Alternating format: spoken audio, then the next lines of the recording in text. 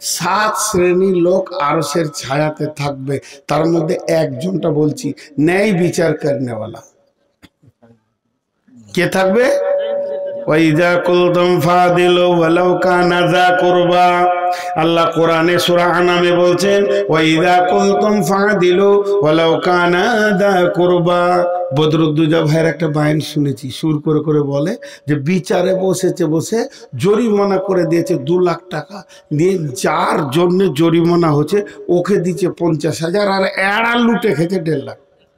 তো ও বলছে যে টাকাটা দাও, বলছে তোর বাপের গোলাম আছি, সারা রাত বসে বিচার করব, টাকা নিব না। আল্লাহ বলছে রেডি হয়ে যা, ওয়াইদা কুলতুম ফাদিলু ওয়ালাউ কানা যা কুরবা।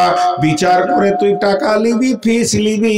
না বুখারীতে আছে, না মুসলিমে আছে, না নাসাইতে আছে, ইবনে মাজাতে আছে, না আল্লাহ বলেছেন কোথাও নাই। এটা তুমি বায়ান বানিয়েছো, শুনে নাও। যদি তুমি এরকম করো, মান কাতা মিরাসা ওয়ারিসি কাতা আল্লাহু মিরাসাহু ইয়াউমাল কিয়ামাতি ফিল জান্নাহ। যদি কেউ কারো মালকে ভাবে কেটে নেয়, তার অংশকে কেটে নিয়ে তাকে কষ্ট দেয়, কঠিন কিয়ামতের দিনে আল্লাহ তার জান্নাতকে কেটে দিয়ে দেবে। বিচার নেই হতে হবে। আল্লাহর নবীর কাছে একটা বিচার এলো, আল্লাহ তাবারাক ওয়া তাআলা বলছেন ওয়াইদা কুনতুম ফাদিলু ওয়ালাউ কানা যা কুরবা। তোমার যদি নিকট আত্মীয় হয় এবং তোমার পার্টির লোক হয়, প্রতিবেশী হয়, ভাই ভাতিজা হয়, তারপরও যখন বিচারে বসবে ফাদিলু, নেই কথা বলবে, ইনসাফ কথা বলবে। ওয়ালাউ কানা যা কুরবা, কুরবা মানে নিকট আত্মীয়। যদি তোমার নিকটতম মানুষ হয়, বিচার করতে গিয়ে অন্যায় কথা বলবে না। একটা মেয়ের বিচার আসলো বিশ্ব নবীর কাছে, মেয়েটার নাম ফাতেমা, চুরি করে ধরা খেয়েছে, তাহলে হাত কাটা যাবে। মেয়েটা ছিল ইহুদিদের। আল্লাহ নবীকে এসে বলছেন ইয়া রাসূলুল্লাহ, আপনি তো সৌদির বর্তমান প্রধানমন্ত্রী, মেয়েটা সম্ভ্রান্ত ঘরের মেয়ে, দামি ঘরের মেয়ে, ধরা খেয়েছে চুরি করে, ইয়া রাসূলুল্লাহ হাতটা কেটে দিয়েন না, মান সম্মান রাখা যাবে না। নবীজি বলেন লাউ কানা বিনতি ফাতেমাতা, এটা যদি আমার বেটি ফাতেমা হতো, আমি নিজের হাতে তার হাতকে কেটে ফেলে দিতাম। বিধায় এখানে কোনো উঁচু নিচু করা যাবে না।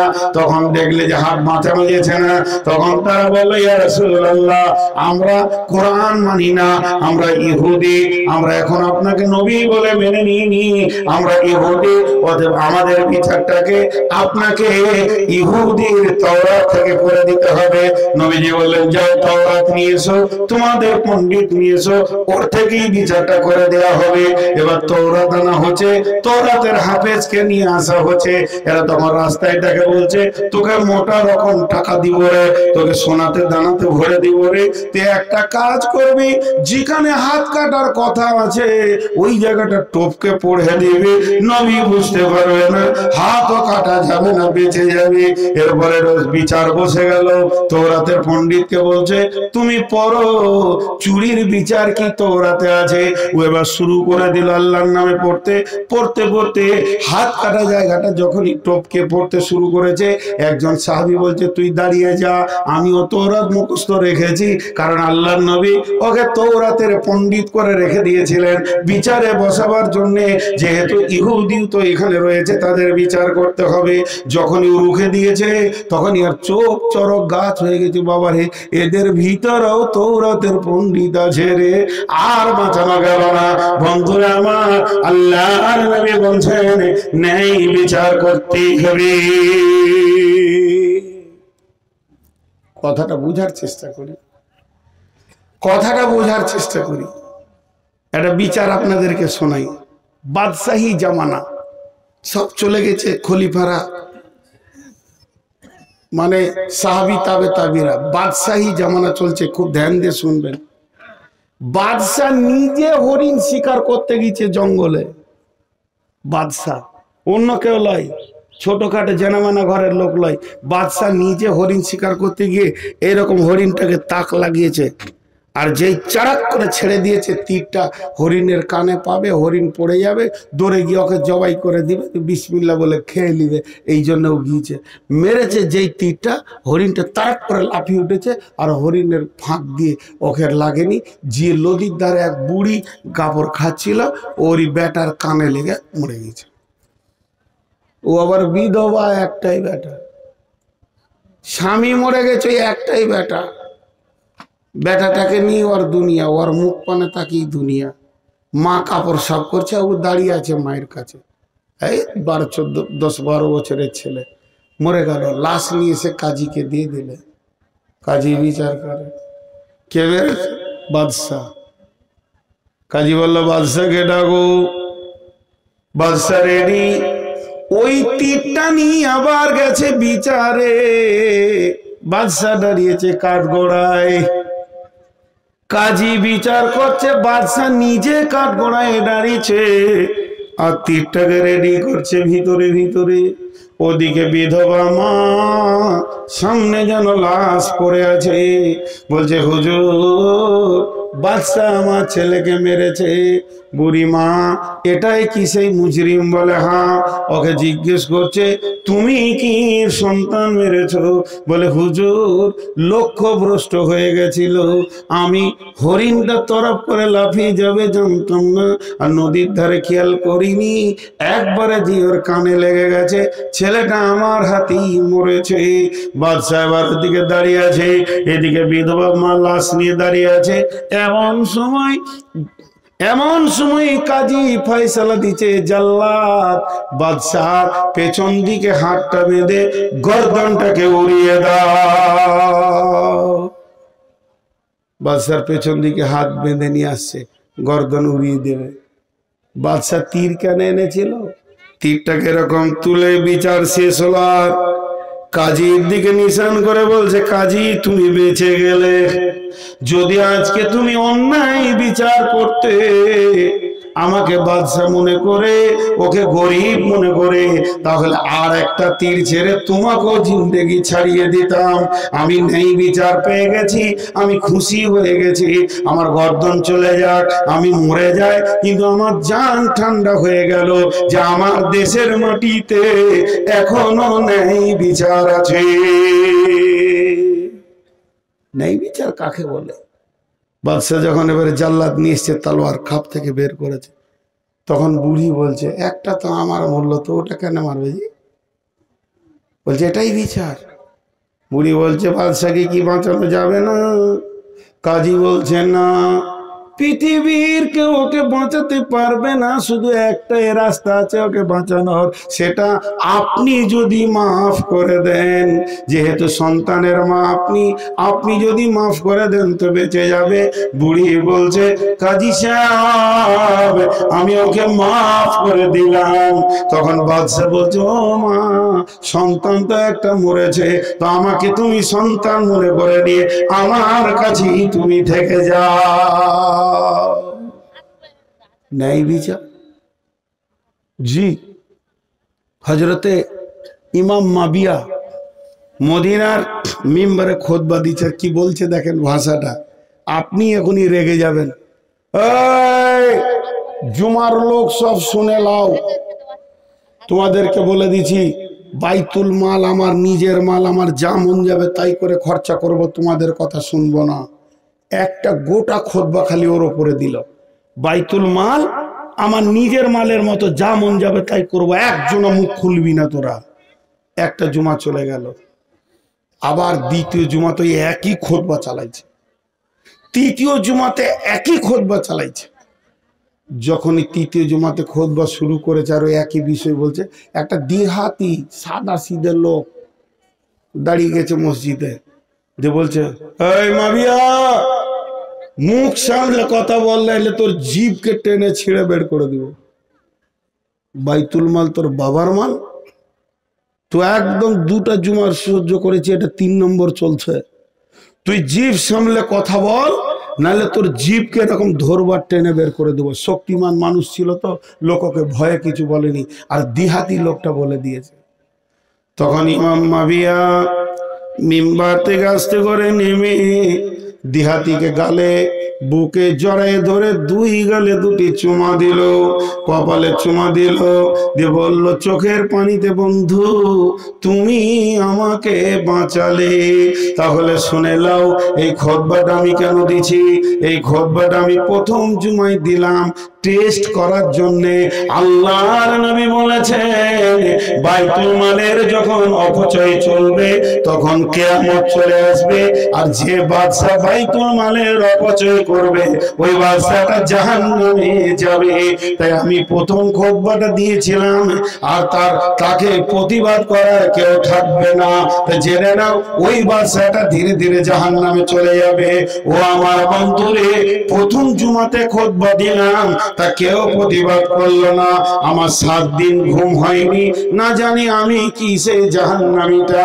তারপরে দ্বিতীয় খুতবা দিলাম, তারপরে কোনো প্রতিবাদ পেলাম না। আজকে 14 দিন আমার চোখে ঘুম নাই, কেন প্রতিবাদ হচ্ছে না?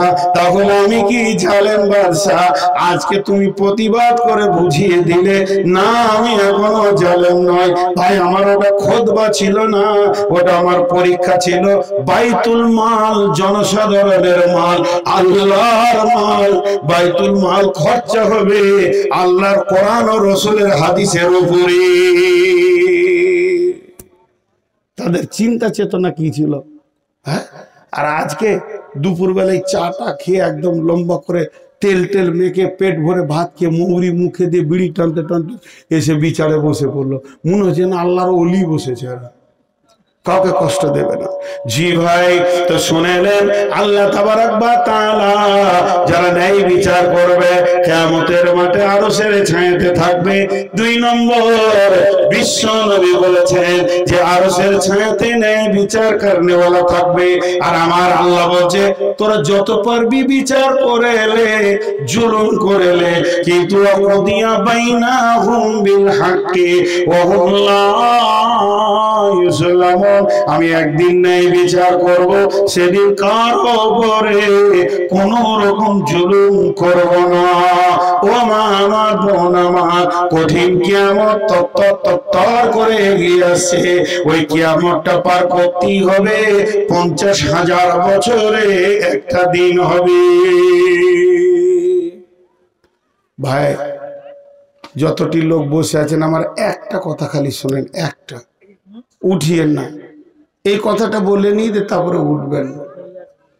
আমার বেটি যতটি বসে আছেন, মা বোন, উঠিয়েন না ভাই। আল্লাহর রাস্তা দিয়ে আপনাদের হাতগুলো ধরছি। আমি ঘড়ি দেখে নিলাম, আমার বক্তব্য পুরো 2 ঘন্টা হতে 5 মিনিট আছে।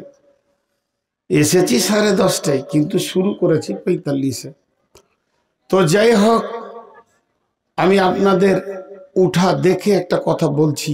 যতটি লোক বসে আছেন, আল্লাহর রাস্তায় আমি ভিখারির মতো আপনাদের কাছে ভিক্ষা চাইছি। 10টা মিনিট দেন, বাস, আর কিছু চাই না। 10টা মিনিট কেউ উঠিয়েন না। আল্লাহর বান্দা, আল্লাহর গোলাম, 10টা মিনিট উঠিয়েন না। আল্লাহর রাস্তায় আবার বলছি, মা বোন, 10টা মিনিট উঠিয়েন না। এই 10 মিনিটের ভিতরে কেউ কি 5,000 টাকা দেনেওয়ালা আছেন? 10 মিনিট হয়ে গেলে আমি বলে দিব টাকা দেন, তারপরও বসেন, একসঙ্গে দোয়া পড়ে ছাড়বো। 10টা মিনিটে কেউ আছেন একটা 5,000 দেনেওয়ালা? বেটি, আমার মা, আমার খালা, আপনারা কেউ আছেন একটা 500 টাকা দেনেওয়ালা? পুরুষরা কেউ আছেন? দেখেন কি বলছে, ওদিকে তাকান। 5,000 টাকা দেনেওয়ালা কেউ আছেন? একসঙ্গে দোয়া পড়ে ছাড়বো, ওটাই হবে সব থেকে ভালো। এতক্ষণ যখন থাকলেন, আর 10টা মিনিট আপনার কিছু যায় আসে না। জি, কত আছে? আর 2000? এই তো শোনো শোনা, ও আর হ্যাঁ, এটা তো নিলাম, এটা তো ফেরত দিইনি। আর 2000 কখন দিবে? আচ্ছা, আখতার হোসেন 5000, 500 বাকি, নগদ বাকি। আর 2000 কখন দিবে? মসজিদ মাদ্রাসায়। হ্যাঁ, আচ্ছা, 2000 টাকা এনার লিখেন বাকি। আর কেউ আছেন? মা বোন আপনারা 500 টাকা। আচ্ছা, এই মেয়েদের ভিতরে একটা চাদর পাঠান। আমি আপনাদেরকে মা বলছি তখন থেকে। আমাকে আমার আল্লাহ 5 বছর 6 বছর বয়সে মানিয়ে নিয়েছে। এখন লাখো মা দিয়েছে। তো মা আমার, আপনাদের যার কাছে যা আছে চাদরে দিয়ে দেন শেষবারের মতো। আমি আপনাদের কাছে ভিক্ষার মতো চাইছি, যত মহিলা আছে 2-3টে চাদর দিয়ে দেন। ওই দিকে যা, আর কেউ আছে? এই জানা রে বাপ, এদেরকে চাদর দাও। যাও তোমরা, ছোট ছেলেদের কাছে চাদর দেন, মেয়েদের ভিতরে যাক, বাচ্চা ছেলে। হ্যাঁ, মেয়েরাও তুলুক, এরাও একটা চাদর দাও। তোরা পেছন দিকে যা রে বাবা, ওই পেছন দিকে চলে যা। ইসমাইল 1000 আর একজন 500। আচ্ছা 5000-এ একটা হলো। আচ্ছা 1000 করি বলেন। হ্যাঁ 1000 উঠিয়েন না, কিন্তু বাকি টাকা দেন আর না দেন উঠিয়ে না। আচ্ছা এখানে একটা চাদর দেন, কমসে কম এখানে একটা চাদর দেন। জি দেখেন, আমি যে 10 মিনিট আপনাদের কাছে চেয়েছি, 3 মিনিট হয়ে গেল আর 7 মিনিট আছে। আমি আপনাদেরকে সবসময় রিমান্ডের মধ্যে রাখবো, যখন 10 মিনিট হয়ে যাবে দোয়া পড়ে দিব। এখানে একটা চাদর, যাও। আচ্ছা মায়ের জন্য তো 1000 টাকা দোয়া করবো, অবশ্যই দোয়া করবো। আমিও মা হারা ছেলে হয়েছিলাম এককালে। তোমরা ওই দিকে থাকো, এইদিকে একটা ঢোকান, এইদিকে এদিকে আপনারা টাকা রেডি করে রাখেন, চাদর যাবে তো চটচট করে দিয়ে দেবেন। এইদিকে একটা চাদর ঢোকাই দিকে। জি মাশাআল্লাহ, দেন, ধরেন ওর সঙ্গে কেউ ধরেন, মাশাআল্লাহ তাড়াতাড়ি হবে। আমি আপনাদেরকে বলছি 4 মিনিট হয়ে গেল আর 6 মিনিট আছে। 6 মিনিটের জন্য বদনামটা নিব না আমরা, আল্লাহর হস্তে 6টা মিনিট বসে থাকি। সবাই বসে থাকেন, আল্লাহর জন্য বসে থাকেন। জাযাকুমুল্লাহ, হাইয়াকুমুল্লাহ। একজন মায়ের নামে 1000 টাকা দান, আর একজন দান করেছে 10,000, 2,000, 1,000, 500 করে কয়েকটা। আল্লাহ তুমি দানগুলো কবুল করো, এগুলোকে তুমি মার করো, এদের তুমি বরকত দাও, ঋণ পরিশোধ করে দাও। তাদের মা বাপ, ভাই বোন, আত্মীয় স্বজন যারা কবরে চলে গেছে, তাদের আরো রহমত বর্ষণ করো। মাবুদ গো, এদেরকে তুমি কবুল করো। হে আল্লাহ তুমি সুস্বাস্থ্য দান করো, কঠিন কিয়ামতের দিনে আল্লাহ ডান হাতে সার্টিফিকেট দিও। নবীজি বলেছেন আরশের ছায়া, রহমতের ছায়া, সেই ছায়াতে আল্লাহ তুমি জায়গা দিও। শুধু তাই নয়, জান্নাতুল ফেরদাউসের মেহমান বানাও, আমিন। নাজমুল্লাহ 500 টাকা করেছে দান, এ দানকে আল্লাহ তুমি